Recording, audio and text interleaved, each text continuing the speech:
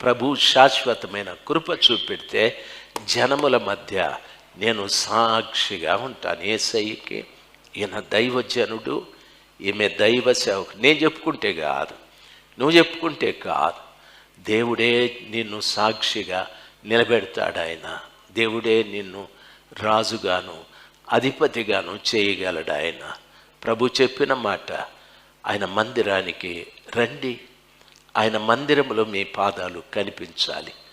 అప్పుడు క్రొత్తగా కట్టిన నూతన యెరూషలేము పట్టణంలో మీ పాదాలు కనిపిస్తాయి. మీరు ఆయన సేవకులైతారు, ఆయన మీకు యజమాని అవుతాడు, ఆయన దయచేత మీరు బ్రతుకుతారు. బైబిల్ చెప్తారు, ఆయన దయతో మీరు బ్రతుకుతారు. చెవియొగ్గి ఆయన మాట మీరు వింటే ఆయన చెప్తాడు, శాశ్వత నిత్య నిబంధన మీతో స్థిరపరిచి శాశ్వతమైన కృప దావీదుకు చూపెట్టినట్లు మీకు చూపెడతాడు. దావీదు జనులకు సాక్షిగా ఉన్నాడు. దావీదుని రాజుగాను అధిపతిగాను దేవుడు చేశారు. దావీదు ఎప్పుడు నేను రాజు కావాలి అనుకోలేదు, నేను అధిపతి కావాలి అనుకోలేదు. దేవుడే అతన్ని చేశాడు. ఎందుకు చేశాడు?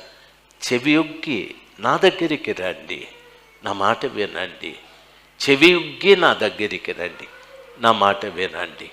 దేవుడు అంత గొప్ప కార్యాన్ని మన పట్ల చేయటానికి శక్తిమంతుడైన. కళ్ళు మూసుకుందాం.